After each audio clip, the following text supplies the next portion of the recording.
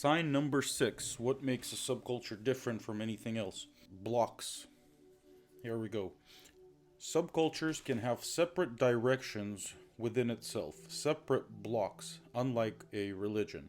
When something like this happens in a religion, it's called blasphemy right away. As we can see in the Middle Ages, the fight against blasphemy and for the purity of views. Even today, on the same basis, for example, Jehovah's Witness or Seventh-day Adventists practically cannot get along with the Orthodox. In the subculture, there could be 300 different directions. What ideas to follow is purely personal matter for everyone. How do these blocks or directions arise within a subculture? So consider a certain group of people in a subculture. Let's say there's a certain authority, a role model among them who has an opinion regarding the leading idea of the subculture.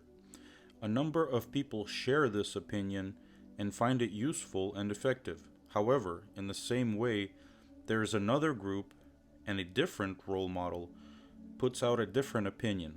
Both groups of people, both role models are part of the same subculture, but the direction of the leader's opinions regarding the achievement and implementation of the central idea is completely different, which gives birth to the formation of different blocks within the same subculture.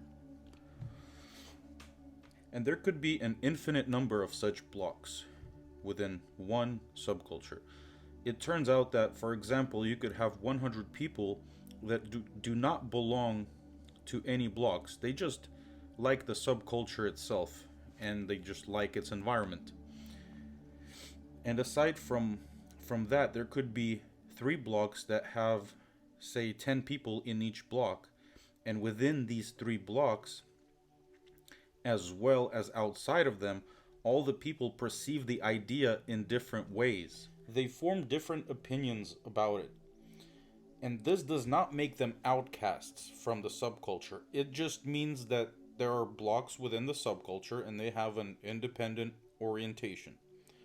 All this has nothing to do with tolerance. They just don't agree with each other. And no one tells each other what's right or what's wrong. The formation of blocks or directions is a common practice amongst subcultures. Sign number 7, synthesis. 92% of the subcultures are the result of synthesis. It's actually pretty unusual and sometimes illogical mixing of ideas and concepts, but it happens very often on the early stages of the formation of the subculture. Consider the following example. Let's say a certain person is carried away by the idea of Carlos Castaneda, having read Tales of Power or Journey to Ixtlan.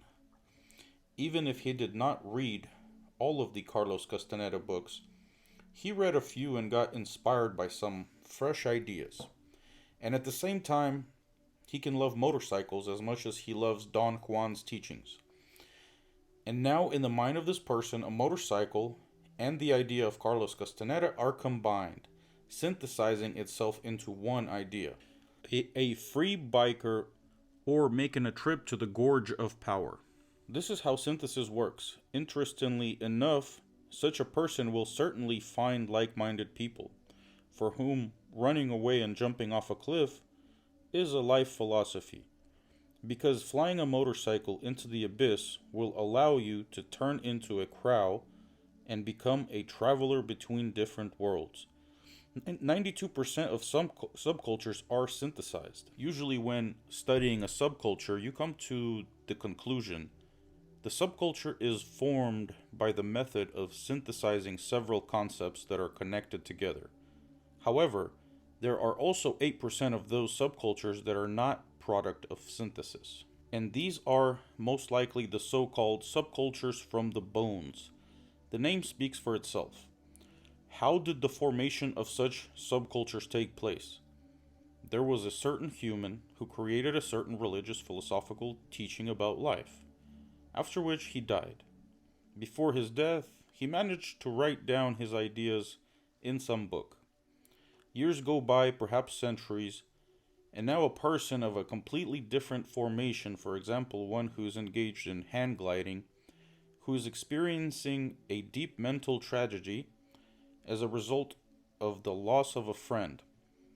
So he finds this book and fills himself with the described religious and philosophical teachings. He read the book and it just made him feel better. He thought about it a little bit and gave the book to another hand glider, a friend, to read. 6 months later, thousands of people have read this book and are all filled with its meaning. Let us compare the synthesized subculture with the example that was just described. The last example shows how a separate idea, like a seedling, was planted into a new soil, hand gliding. This idea did not suffer any changes or synthesis. Implementing it in this way can be done only when a person has never been involved in this teaching before. He just found a book, gave it to everyone to read, and they all found a new meaning of life. And this demonstration allows us to comprehend another important conclusion. Most subcultures are in search of the meaning of life, which later turns into a lifestyle. When the meaning of life is acquired, when it is understood, this gives the desire to change the current lifestyle. Why doesn't this mechanism work in religions? It's simple. Most religions do not promise change during this life. And people want dividends while they're still alive, meaning right now. And this is exactly why people gather in groups around a certain idea. As a result, some cultures are formed. And their choice is usually obvious. They want dividends either right now or maybe in 20 years, but definitely not when they're dead. Clue number 8, or idea of death. Most subcultures interpret the idea of death as reincarnation, like reincarnate into birds and then back into people. Some leave samsara as a new person. Others penetrate the secrets of reincarnation. Usually there is a certain circle of reincarnations consisting of 3 blocks. Again, let's take a look into a illustrative example of hippies. They stated that they could even choose their parents based on the idea of Bardo Thodol, Book of the Dead. This means that to them, it didn't matter when they died, because as soon as they died, they will right away arrive back on Earth. This is why they were not shy of unprotected sex, drugs, alcohol, and partying, and so on. And although there are many representatives of the hippie subculture from the 60s and 70s that died from overdose or sexually transmitted diseases, this idea of hippies did not die and did not disappear. As long as there is no war, right? In fact, the idea that a person can control his own death was a central idea in the hippie subculture. And of course, hippies in this case are just one example. The idea of death in every subculture is understood and realized in one way or another.